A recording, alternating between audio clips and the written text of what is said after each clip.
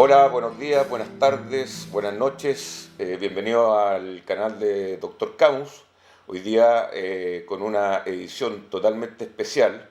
La primera vez que en la vida de este canal que voy a compartir un Zoom y es realmente un lujo estar con la Magdalena Bersovich, que es abogado, tributarista y es seca para todo el tema tributario y vamos a tratar de desmenuzar un poco esta reforma que ya está escrita, está presentada por parte del gobierno y que tiene sus documentos ya disponibles ahí en hacienda.cl. ¿Cómo estás, Magdalena? Aquí estamos, Cristian, y me alegro mucho que seamos el primer programa por Zoom, aprovechando que estamos en vacaciones de invierno, pues así que yo aquí aproveché de arrancarme un poquito y venirme a la playa con mis niños. Sí, ¿cómo Un está día el día en la maravilloso. playa? No sé cómo está. Precioso, precioso, precioso, te muere el sol. Hacen 24 grados ya. Ah, qué rico. Ya. Oye, muchas gracias por prestarme tu tiempo. Yo sé que estás muy ocupada en las vacaciones como corresponde. Yo esto la verdad no lo hubiese hecho, pero sé que tú eres una persona muy especialmente buena. Oye, mira, la reforma tributaria tiene en sus highlights como el punto de que esta reforma va a hacer crecer a Chile, que le baja las tasas a las empresas de 27 a 25 por ¿cómo se llama? Por inversión tecnológica. Hay un tema de descuento de los arriendos. O sea, se presenta como una reforma que va a ser beneficiosa para todo el mundo. Pero las voces han ido diciendo que esta reforma va a traer más que crecimiento, va a traer problemas. ¿Cómo lo ves tú eso? A ver, bueno, Cristian, yo creo que a mí me gustaría como separar un poquito los temas y decirte primero que los países cuando están en recesión, como muchos técnicos en Chile han dicho, nosotros estamos en una recesión, eventualmente en una recesión, eh, lo peor que tú puedes hacer es introducir una reforma tributaria. Eso como primera cosa. La oportunidad para una reforma tributaria nunca es buena, pero si nosotros estamos en una recesión o en una crisis económica importante, es menos buena aún, salvo cuando se hace para bajar las tasas.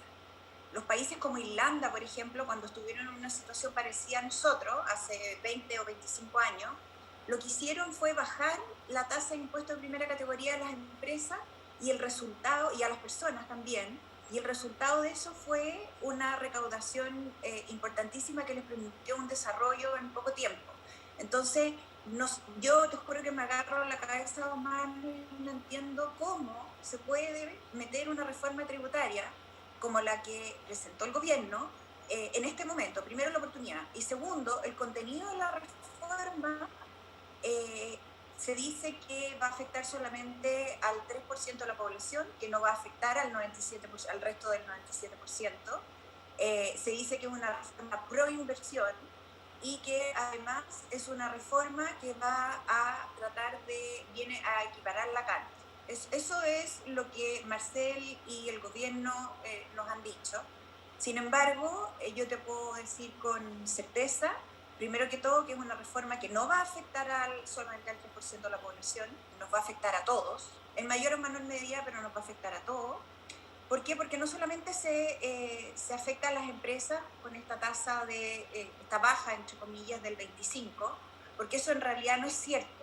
Cuando tú le pones una tasa del 25% a las empresas y le dices, o sea, que tienen que no desarrollar investigación y desarrollo, el I+D famoso, para poder acceder a 2 puntos menos, porque si no la tributación le sube a 27, ¿tú cómo le vas a pedir una pyme que con suerte tiene, ¿no es cierto?, para financiar la caja para el PPM o el IVA, como le dicen ellos todos los meses, les vas a pedir que gasten en desarrollo y en innovación? Entonces, esas empresas finalmente van a terminar pagando 27 y no 25%. Eso como primera cosa. Después nos dicen que el proyecto es un proyecto que fomenta la inversión. Yo te puedo decir que es todo lo contrario. ¿Por qué? Porque se establece una tasa de interés o un impuesto del 1,8% sobre el stock de utilidades que traen las sociedades de inversión o las que no sean de inversión, sino que productivas con chimenea, cuando más del 50% de sus ingresos provienen de rentas pasivas, que llaman ellos, que son inversiones básicamente, ¿ah? Fondos mutuos, bonos, acciones, etc. Entonces, si tú le pones una tasa del 1,8% al stock de inversión, él está subiendo, entre comillas, también los impuestos que tienen que pagar las empresas.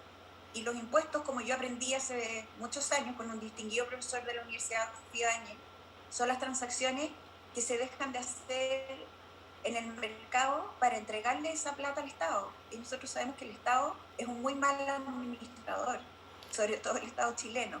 Sí. Entonces, yo prefiero que esa plata esté en los particulares y no en el Estado. Sí, esa es una idea que está un poco difícil de vender y que se entienda, porque, bueno, la corriente, tú ves que hay que sacarle más plata a los que tienen más plata para alimentar sistemas de ayuda social y esas cosas, y que, bueno, el tema de la eficiencia del Estado, que se termina gastando la plata, que de cada 10 pesos que de impuestos, 8 se van en burocracia y 2 llegan a la gente. Hay un montón de estadísticas ahí, pero yo creo que dentro de la más dura de la experiencia chilena es que en un ceteris paribus de cuando asumió la Michelle Bachelet con su ministro Arena, la reforma tributaria, la que fue más grande últimamente, el crecimiento del país se vio totalmente limitado. Y eso son hechos.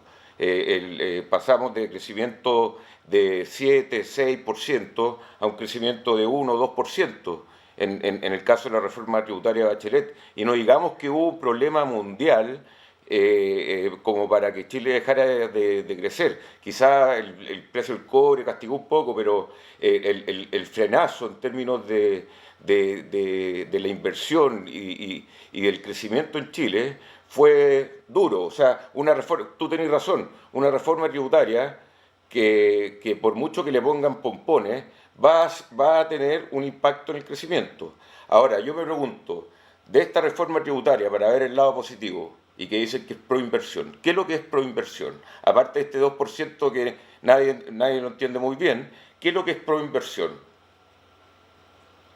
O sea, a mí me parece, de las 280 páginas que tiene la reforma propiamente tal, sin contar el informe financiero, ¿no es cierto?, que es el antecedente sobre el cual se elabora la reforma, yo no encuentro ninguna norma pro inversión, ninguna. No veo ningún estímulo ni al crecimiento ni al desarrollo, todo lo contrario. Lo que veo, además, ¿sabes lo que más me duele, Cristian?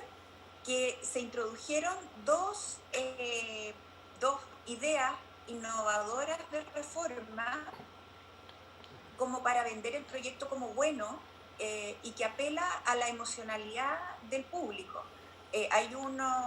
Se va a dejar descontar como gasto de tu global complementario la cantidad de plata que tú destinas al cuidado de las personas con discapacidad o niños menores, etcétera. Entonces, como que se juega con los sentimientos de la gente al decir que esta es una reforma que le va a permitir a esas personas un reconocimiento, ¿no es cierto?, a poder descontar de gasto lo que tienen que pagar por cuidar a esos adultos mayores o a esos niños, etcétera, en la bajada. No sé bien cómo va a ser, pero si nosotros nos oponemos a la reforma, nos oponemos a este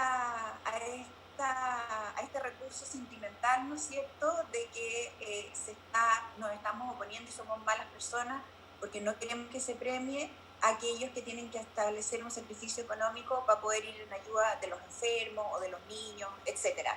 Eso a mí me revuelve el estómago. Creo que es jugar con los sentimientos de la ciudadanía y por un lado también es meterle presión a los diputados y a los senadores para aprobar un proyecto, porque si no, frente a la nación, a la ciudadanía, van a quedar como desalmados, que no quieren en el fondo ir en ayuda de estas personas que ya viven un drama de por sí. Entonces, eso a mí me parece como un golpe bajo. Si bien la idea es buena, me parece que meterla entre medio de toda esta reforma gigante es como una gotita en medio de la lluvia. Bueno, pero es el titular ya por un Chile más justo, eso es lo que el sentimiento, digamos, que tienen todas las reformas tributarias, tienen algún tipo de venta sentimental. La reforma de la Michelle Bachelet era que la educación va a ser gratis en todos lados. No sé si ha resultado mucho eso. A mí, por ejemplo, me encanta que una hija decidió estudiar pedagogía y es gratis. Muy bien. Creo que hay cosas que están bien hechas para fomentar que gente que supuestamente pueda estar más capacitada elija carreras que las puede tomar gratis, eso es obvio. Pero hay una cosa que me tiene muy preocupado, Magdalena, y que la hablé en la mañana con Patricio Rojas, que la gente que maneja en realidad los grandes capitales en Chile pueden hablar de ese 2%, 3% de gente, el 1% más rico que tiene como el 50% del PIB de Chile, lo que quieran.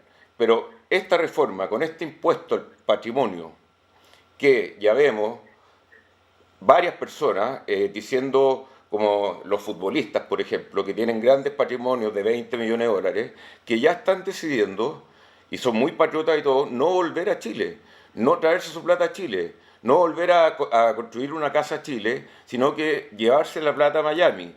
Y entonces yo te quería preguntar en tu sensación, es que eso, y le preguntaba a Patricio Rojas hoy día de la mañana, eso puede tener un impacto micro, pero también macro, que lo vemos de repente representado en esta fiebre de la semana antepasada, de que la gente estaba comprando dólares y por eso subió a más de 1.000, porque muchos capitales se quieren ir antes de que le empiecen a castigar la plata que tienen. Entonces, de tu parte, quería que me contaras cómo podría funcionar eso. La tasa creo que es un porcentaje que suena chico, pero que en flujo caja puede ser mucha plata. Entonces, cuéntanos un poco más de ese tema del impuesto al patrimonio. Claro, el impuesto famoso a los súper ricos. A las personas que tengan más de 5 millones de dólares se les va a aplicar un impuesto del 1,5 y después hay una tasa para quienes superen esos 5, va aumentando a medida que van teniendo más. Pero El 5 impuesto a los millones súper de ricos, dólares en qué? yo no sé si es patrimonio neto o patrimonio, porque han sido tantos los proyectos de ley que se han presentado en relación a los súper ricos que uno se pierde. La base de cálculo sobre la cual se va a hacer tampoco queda clara en el proyecto. No sé si te van a dejar descontar las deudas o no, o te van a aplicar solamente el impuesto sobre los activos.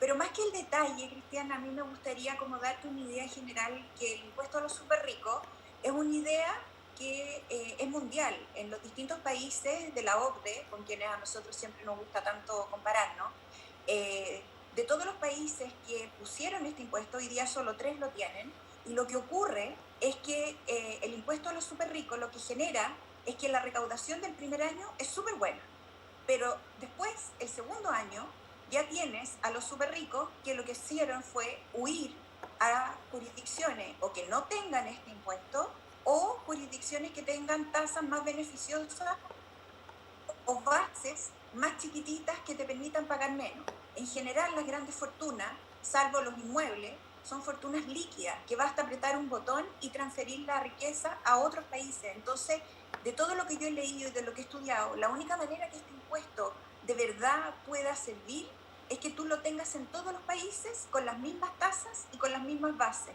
Porque si no, lo que ocurre es este famoso, ¿no es cierto?, como ir al supermercado y buscar el país que mejor me va a tratar desde ese punto de vista para yo alojar mi riqueza en ese lugar.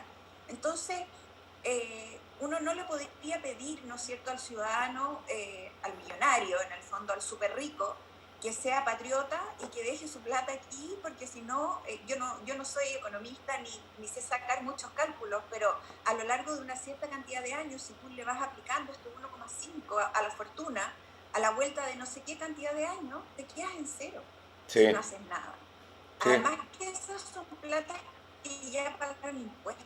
Entonces, si bien el mecanismo para determinar el impuesto te deja descontar, por ejemplo, la contribución de bienes raíces o los impuestos de primera categoría que ya se hubiesen pagado para que no se produzca una doble tributación o una triple en este caso, el impuesto al patrimonio es históricamente en todos los países del mundo un impuesto fracasado, porque como te digo, se permite la huida a lugares donde te traten mejor.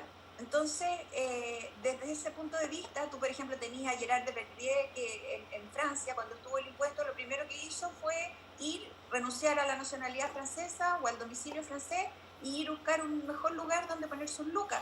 Y si no lo hacen, ¿quién podría condenarlos en el fondo? ¿Quién podría decir que alguien que trata de buscar un mejor tratamiento tributario está cometiendo un pecado o está haciendo algo malo? A Mira, mí me parece que... de las mayores señales que hemos tenido últimamente, que es un patriota, que es un ganador de medalla olímpica, que estuvimos mucho tiempo atentos a él, Fernando González, el tenista, que acaba de tomar la decisión de cuidar sus bienes, digamos, porque los deportistas o la gente que acumula mucha plata durante mucho tiempo, pero después le disminuyen los ingresos ostensiblemente casi siempre. Entonces ellos van a vivir del stock de plata que tienen. Y si el stock le sacan el 1,5% anualmente, que quizás a veces no lo tenéis ni líquido, ellos dicen, y fácilmente lo pueden hacer, lo único que duele irse del país, yo conozco lo que es vivir afuera y duele estar lejos de Chile, pero si ya por estar en Chile tú tenés que pagar, no sé, 3 veces más que por estar en Estados Unidos, pucha, la gente dice, ¿sabéis qué? Charles Arangui dice, mejor me quedo viviendo en Alemania. O Gary Medel, que dime que no es patriota, se va a quedar viviendo en España. Porque ellos tienen asesores como tú, seguramente, que les dicen, oye, para mantener tu plata no te vayas a poder ir a Chile. Entonces se crea un fenómeno social, económico, que hace que, no te estoy hablando que la fortuna del Feña González va a ser un marginal para un impacto en el tipo de cambio, pero es una sensación que puede tener impacto en el margen, porque la gente que tiene la plata se la va a llevar, en Es que vez de tenerla. es una señal en el fondo al país. Y esta cuestión, al final, ¿sabes lo que crea? Una pugna social entre los súper ricos y los pobres o los súper pobres, y nos metemos en una arena que yo considero que no es válido que nos metan ahí. Yo no estoy de acuerdo en discutir un impuesto a los súper ricos porque no quiero estar en esa arena. A mí no me parece que la discusión tenga que estar ahí. A mí lo que me parece es que la discusión tiene que estar en aquellas fórmulas que otros países han implementado en la misma situación, cuando han estado como nosotros en esta situación y que han sido exitosos. Entonces, empezar a discutir que el impuesto a los súper ricos y todo, me parece que es politizar una discusión que debe ser absolutamente técnica. Todos estamos de acuerdo en que tenemos que contribuir. El punto es cómo contribuimos. Y después, por otro lado, está la otra cara de la medalla, que yo no la veo en ninguna parte, que es cómo el Estado administra los recursos que nosotros le entregamos. Porque si tú me dices que efectivamente de cada 10 pesos, 7 se quedan en la administración y 3 le llegan efectivamente al ciudadano que lo necesita, yo te digo, bueno, el problema parece que no está en el contribuyente, el problema está en el que administra los recursos. Entonces, y si más encima vamos un paso más allá y somos tal vez un poquito más incisivos, decimos, bueno, y esto queda en la burocracia, y queda en una burocracia además que tiene un nepotismo que llega a dar vergüenza. Yo no sé si tú viste el reportaje de La Tercera la semana pasada, el día sábado, de cómo todo el gobierno se ha instalado con sus parientes y las remuneraciones que reciben, deben haber muchos de ellos muy calificados y muy meritorios, pero también hay muchos, yo veía una entrevista ahora antes de conversar contigo, de una de las constituyentes que tenía cupo de pueblo originario, que confesó no hablar el mapudungún. Entonces, es como para la risa, ¿te fijas? Sí. Estamos entregando recursos para que se hagan cosas que no son para las que están los impuestos. Los impuestos son, ¿no es cierto?, para mí el robo legal que te hace el Estado para poder implementar políticas públicas y para que podamos vivir en sociedad. Yo pago impuestos y es lo que yo pienso, y yo puedo estar equivocada, y para quien quiera estar en desacuerdo conmigo, yo estoy disponible y voy a tener la mejor voluntad del mundo para escuchar. Mira, Pero yo renuncio. yo tengo una posición ahí, Maida, que es que el tema de estos impuestos al patrimonio, si el límite va a ser 5 millones de dólares, por ejemplo, que puede ser en bienes raíces, en auto, en cuenta corriente, en ahorro, en fondo mutuo, no sé. No sé cómo, y tú decís que tampoco sabéis bien, pero el hecho es que hay un montón de gente, y mucha gente, que tiene su plata, sus 5 millones de dólares invertido en un campo, por ejemplo, que lo tiene que hacer producir, que le tiene que pagar gente, que necesita un flujo caja, que depende del tipo de cambio, y que si es que le van a cobrar un 1,5% del valor del campo que tiene de 1,5 millones, o sea, 5 millones de dólares, se va a quedar sin plata. ¿Y qué va a tener que hacer? Va a tener que ir liquidando parte del campo o hipotecarlo para que le presten la plata y tener liquidez. Vamos a tener que pedir créditos, en algunos casos, créditos para poder pagarle al Estado. Entonces, ese, Pero yo no me ese, voy tan lejos, ese no es un problema del súper rico del señor del campo. Ese es un problema probablemente que tenés tú con tu pyme, que tengo yo con la mía, que muchas veces los PPM, ¿no es cierto? El pago provisional mensual que tenemos que hacer contra los impuestos que vamos a tener que pagar en abril del año siguiente, nos consumen la caja y yo muchas veces hemos tenido que ir al banco a pedir esos flujos, porque los clientes cuando uno los atiende no te pagan la factura al día siguiente, te la pagan a 30, 60, 90 días. Entonces tú tienes que financiar el impuesto y muchas veces ese financiamiento tú no lo tienes. Yo no tengo en mi sociedad un stock de inversiones que me permita liquidar un par de fondos mutuos y pagar el PPM. Nosotros somos 3 familias que vivimos de lo que producimos y no quiero llorar ni mucho menos, pero que muchas veces tenemos que financiarnos con el banco para poder pagar esos impuestos. Como que la gente que legisla cree que las personas que trabajamos, que emprendemos, los grandes empresarios, los empresarios medianos, los chicos, tienen la plata metida como en una caja fuerte y que van sacando los billetes Es así. que para mí ahí, Magdalena, la gente que legisla, y ya metiéndonos en coyuntura también, oye, el tema del CAE. Hay 4 diputados que cada uno debía más entre 20 y 30 millones de pesos en CAE. Diputados ya más o menos, y no lo han pagado y no lo van a pagar. Y si es Y ganan que, 8 palos. ¿ah? Y ganan 8 palos. Y ganan 8 palos líquidos y más los palos que le dan a los asesores, qué sé yo, las asignaciones, pero es que el concepto es una estupidez en ese sentido.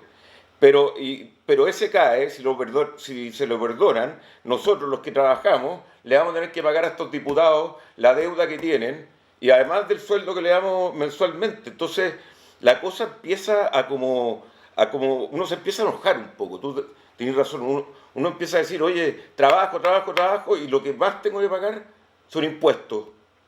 Y más encima me los piden pagar antes Es que muchas veces.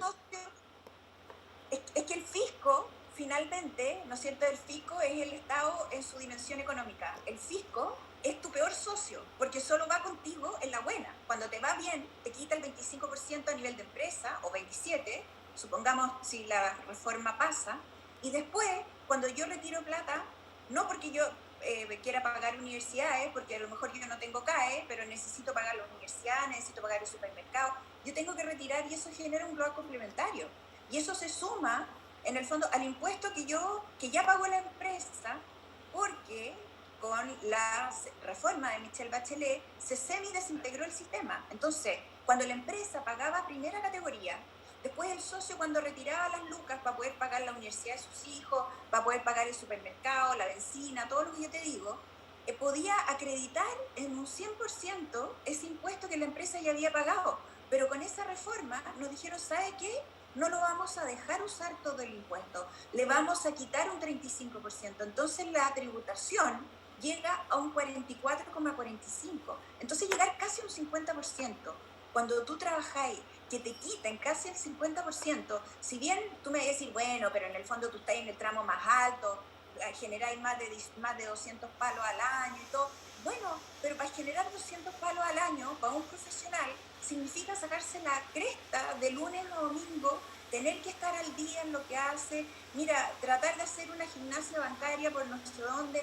Yo no es que defienda a los súper ricos ni a los poco ricos, sino que lo que voy es uno se pregunta, si yo estoy pagando casi el 50% de los ingresos que yo genero, se van al Estado, ¿dónde está la retribución que yo recibo a cambio? Yo no mando a mis niños a la escuela de la esquina, yo no me atiendo en FONASA, yo no recibo ninguno de los bonos del Estado. En el fondo, para lo único que yo de verdad siento que pago impuestos es para vivir en sociedad, para vivir, y vivir en sociedad significa vivir en paz. Y hoy día vivir en paz no se está cumpliendo. El Estado está en default con los ciudadanos porque hoy día no se nos permite desarrollar nuestro plan de vida tranquilamente. Yo no sé si a ti te pasa, pero ponte tú, cuando nosotros nos juntamos a comer con mi amiga o con los amigos de mi marido, la primera pregunta es no a qué restaurante vamos a ir o dónde nos vamos a juntar, sino que, oye, ¿dónde será menos peligroso? Y vámonos en Uber para que ojalá no nos hagan un portonazo y nos quiten el auto, ¿te fijáis? Mm. Entonces uno se toma la cabeza a dos manos y dice, bueno, si yo pago impuestos para vivir en una sociedad en paz y el Estado ha renunciado, y a esto me refiero al gobierno de Gabriel Boric, ha renunciado a ejercer esa función de darle paz a los ciudadanos para que puedan desarrollar su plan de vida, yo me pregunto, ¿por qué tenemos que pagar impuestos? Entonces yo llamo casi como a un levantamiento, porque, mira, yo estoy leyendo un libro súper interesante que me recomendaron sobre cómo se constituyó la Constitución americana, cómo se fundó el país de Estados Unidos. Entonces, una de las cosas más importantes en la redacción de la Constitución americana era que los ciudadanos renunciaban en el fondo a su libertad para entregársela al Estado y le pagaba al mismo tiempo impuestos, sacaba parte de lo que le era propio para entregarlo, para que tuviera un monopolio de la fuerza y le garantizara a los ciudadanos poder vivir en paz. Y eso hoy día en Chile, desde el año 2018, no se está cumpliendo. Entonces, ¿por qué nosotros tenemos que cumplir? En derecho decimos, ¿no es cierto?, que la mora purga la mora. Es decir, si tú no cumples, ¿por qué tengo que cumplir yo el pacto que nosotros hemos suscrito? Entonces, yo me rebelo en contra del pago de impuestos cuando el fisco no cumple con su rol. Sí, pero el problema es que uno no se puede revelar, porque si Tal quería cual. estar acá, la fuerza del fisco se siente, y eso está bien que se respete y eso espero que nunca se eche a perder, porque ahí sí que estaríamos fregados, pero el tema de lo justo, de la justicia, no está bien concebido para mí en los temas tributarios. Mira, y te digo una cosa, sí, yo siempre he pensado, ¿por qué no cobrarle más impuestos a las empresas consolidadas, vacas lecheras, que ganan, que tienen, no sé, del IPSA, las empresas del IPSA son el 70% de las utilidades de todo Chile como Del PIB. empresa. Entonces, ¿por qué no le cobran a ellos un poco más, un 30 si queréis, pero a los negocios chicos y a los negocios que están naciendo, por ejemplo, a los negocios nacientes, ¿cómo no les dan un waiver de 3 años, 4 años sin pagar impuestos? Porque el gran problema que tiene un negocio naciente es que cuando empezáis a vender, a facturar, te empiezan a cobrar el tiro los impuestos. Y no tenéis ni la capacidad a veces de levantar la cabeza y ahí está el Estado pidiéndote. Entonces, y eso no fomenta, imagínate que ahora es mejor ser empleado en términos tributarios que ser empresario. Así es, así es. Yo tengo, mira, yo integro en la Cámara, la Comisión Tributaria de la Cámara Nacional de Comercio y también la Comisión Tributaria de la CPC. Van a decir, ya, pero ahí están todos los ricos, están las grandes empresas, ya, la CPC te creo, pero en la Cámara Nacional de Comercio están de los chicos hasta los grandes, los cuatro grandes del retail, etcétera, pero también están todos los chicos. Y hay cálculos, en el fondo, que determinan que tú, por ejemplo, tenés que empezar a pagar impuestos desde el primer día que tú abrís tu giro como empresario, porque el fisco lo que te cobra es un pago provisional mensual sobre el monto de la facturación que tú tienes, no sobre las utilidades. El Entonces, PPM. el PPM, el PPM se cobra sobre las ventas, no sobre utilidad. Entonces tú podés tener 1.000.000 de facturación, pero se les olvida que tú también podés tener 2.000.000 de gastos y por lo tanto no tenéis utilidades, tenéis pérdidas y tenéis que esperar al año siguiente para pedir la devolución de ese PPM que hiciste, que si bien te lo devuelven, ¿no es cierto?, ajustado, corregido por IPC, que hoy día es un súper buen negocio, pero tú tienes que financiarlo y el costo de fondo hoy día es gigantesco. Ayer, ponte tú, anteayer me reunía con unos clientes míos que estaban viendo cómo financiar proyectos y otras cosas y están en un 0,9 los bancos prestándole a las empresas. Entonces, si tú vas a esas tasas de financiamiento, la exigencia o el rendimiento que le tenés que meter al negocio es demasiado grande. Entonces, y te insisto, Cristian, y quiero ser más jaer en eso, en que esta cuestión es un contrato por el que yo te doy algo, pero por el que yo también tengo que recibir algo a cambio. Y como no recibo a cambio algo de calidad, se produce la odiosidad en el pago de los impuestos. Sí. Mira, ponte tú el tema entre empresario y empleado. Un empresario, ponte tú, que se hace ya 4 millones mensuales, teniendo 6 7 empleados, ¿cómo se llama? Rompiéndose el lomo trabajando, responsable de esa gente, directamente, haciendo la gimnasia bancaria, tratando de vender en su empresa, siendo independiente, él yendo a pagar impuestos internos o el SI online, los impuestos que tiene que pagar. Y uno compara la vida con el empleado, que todo ese trámite te lo hace la empresa, te descuenta la empresa y te entregan a través de la liquidación de sueldo tu plata, que a veces no Además, sabéis ni súper cuánto estáis pagando, pero ese gallo que gana 5 millones dándole trabajo a 7 personas, debería decir, oye, yo en realidad podría estar ganando 8 millones con mi capacidad y ser empleado. Entonces, ahí qué pasa? Ese paso es que ya dejáis de darle trabajo a 7 personas, dejáis de tener un negocio que aporte a la productividad del país, no sé, no tengo idea, pero está mal. Como decían antes, ahora sí que está mal pelado el chancho dentro de la gente que pagan los impuestos. claro, porque en el fondo, si tú piensas, el empleado no asume ningún riesgo, mientras que el empresario arriesga su propio capital. Entonces, distinguir la naturaleza de la renta es súper importante al momento de poner el impuesto. Tú no puedes tratar igual a cosas que son distintas. Entonces, el empresario, ¿no es cierto? Hay mucha literatura y hay mucho también como cómics y cosas de que el empresario es el lobo, ¿no es cierto? Que se come a las ovejas y que es un desgraciado, pero debo decirte también que en Chile los empresarios también se han ganado en parte esa etiqueta y se la han ganado bien, porque las colusiones, Cristian, las evasiones, tú ves grandes empresarios, como en el caso que ocurrió, ¿no es cierto?, hace algunos años en Penta, en que tú tenías, yo no sé si directamente avalado por los dueños o no, pero sí por Bueno, quienes yo gobernaban. era socio de Penta. ¿Ya? Bueno, tú tenías ahí que en el fondo la nana de la casa de los dueños tenía que emitir una boleta mensual por prestación de servicio para que los hijos de esos gallos pudieran echarle benzina a los autos. Entonces, está la colusión de los pollos, está la colusión de las farmacias.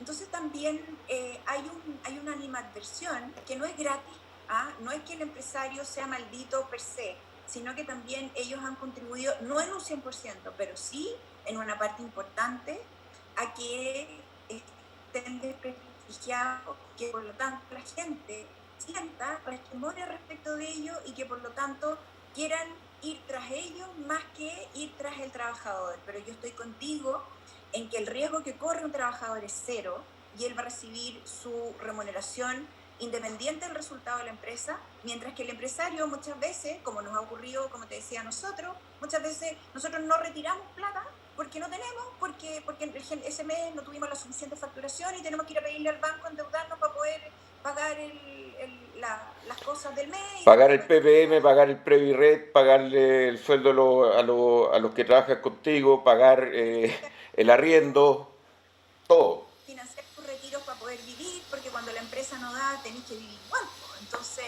igual tenés que pagar colegio, igual me imagino tú teniendo una señora que te estira la mano a final de mes y te pide plata para comprar el supermercado y le da lo mismo si, o sea, no es que le dé lo mismo, pero para ella es independiente si te fue bien o te fue mal, porque tiene que mantener una familia, ¿te fijas? Entonces, tiene que haber un tratamiento distinto a las rentas del trabajo y a las rentas empresariales y se tiene que dar un beneficio a esas rentas empresariales porque se está corriendo un riesgo que las rentas del trabajo no corren. Y eso es un hecho objetivo que nadie puede desconocer.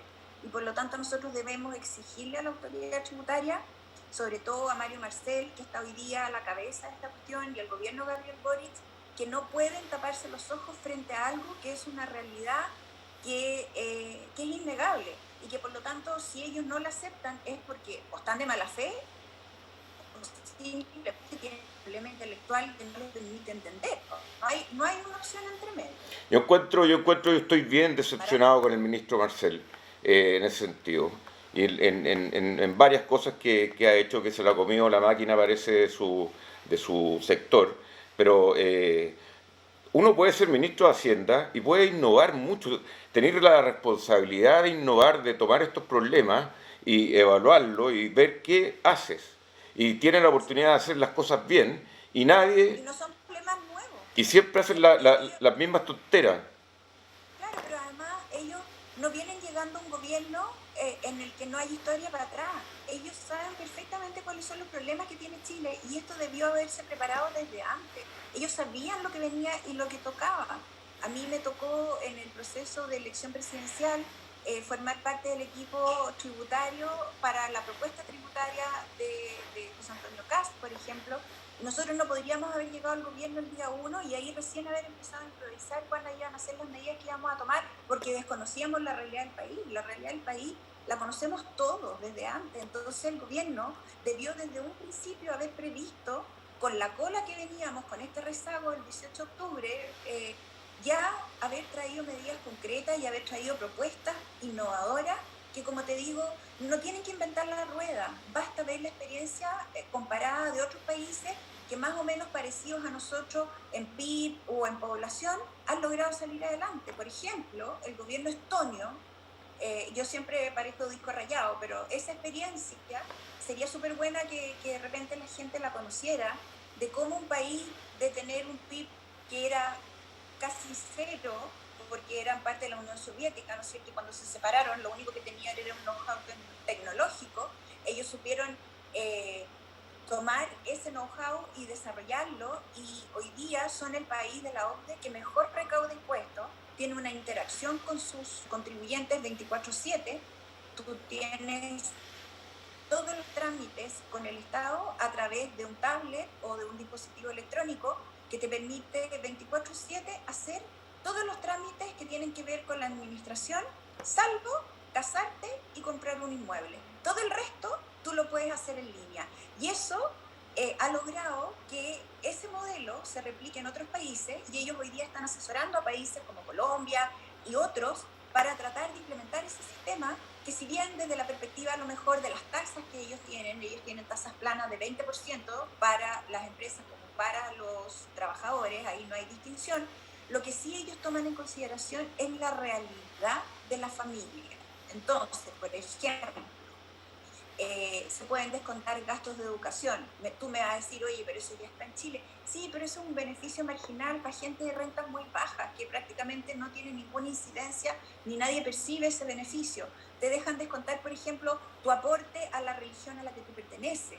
Te dejan elegir una parte de los impuestos que tú pagas en qué quieres que se inviertan. Entonces, como en Estados Unidos, por ejemplo, tú en Estados Unidos, cuando declaras tus impuestos, hay una casilla en el formulario en donde tú dices, mire, el 10% de lo que yo le voy a entregar quiero que vaya a la Universidad de Yale, a la Universidad de Harvard, a la religión no sé cuánto. Entonces hay en estas organizaciones sin fines de lucro una lucha y una competencia súper sana por ir a buscar esos impuestos que además le permiten a los ciudadanos sentir que de alguna manera también ellos participan con su contribución, no solamente en meterse la mano al bolsillo y pagar, sino también ver quién mejor administra, y ahí es donde quieren que pongan sus recursos. Pues entonces es una competencia súper sana. Nosotros lo propusimos también.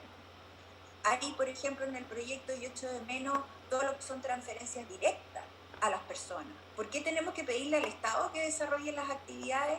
¿Por qué no podemos directamente darle al ciudadano un voucher para que se atienda donde quiera, para que vaya al colegio que quiera, etcétera? ¿Por qué tenemos que pasar por el mecanismo del Estado en donde los 10 pesos de los que estábamos hablando, 7 se quedan, ¿no es cierto?, en el bolsillo de la burocracia, y 3 solamente llegan al consumidor final o al ciudadano que aporta? Oye, Maida, excelente, se nos acabó el tiempo, ya te dejo libre Muy en tus bien. vacaciones, te pasaste, lo he pasado muy bien, a pesar del tema árido que tenemos que enfrentar, así que te agradezco, que te vaya muy bien en tu tarde deportiva y te mando un beso, te pasaste, gracias. Bueno, aquí estamos siempre disponibles, así Así que a medida que vaya avanzando el proyecto, lo que sí te puedo decir es que Marcel ya está echando pie atrás con eliminar la exención de los DFL2. Parece que están estudiando que eso pueda quedar, porque el proyecto trae la eliminación de los DFL2 definitivamente. Claro. También están rebajando las tasas sobre el stock de utilidades del 1.8 al 1.5. O sea, hay también signos de retroceso en este proyecto. Sí, pero por eso tiran la teoría del tejo pasado. Pero bueno, Mayda, vamos a seguir conversando. A la vuelta de tus vacaciones conversamos de nuevo. Queda en deuda. Y sí, te pasaste. 1.000.000 de gracias. Gracias, doctor Camus. Ya. Chao, linda. Gracias. Chao. Muy bien. Qué buena conversación con la Mayda Bersovich. Quizás nos alargamos un poco. Le agradezco la sintonía, pero valía la pena también esta especie de terapia, de hablar de cosas que están pasando y que van a tener impacto finalmente en la vida de todos. Que estén muy bien, muchas gracias.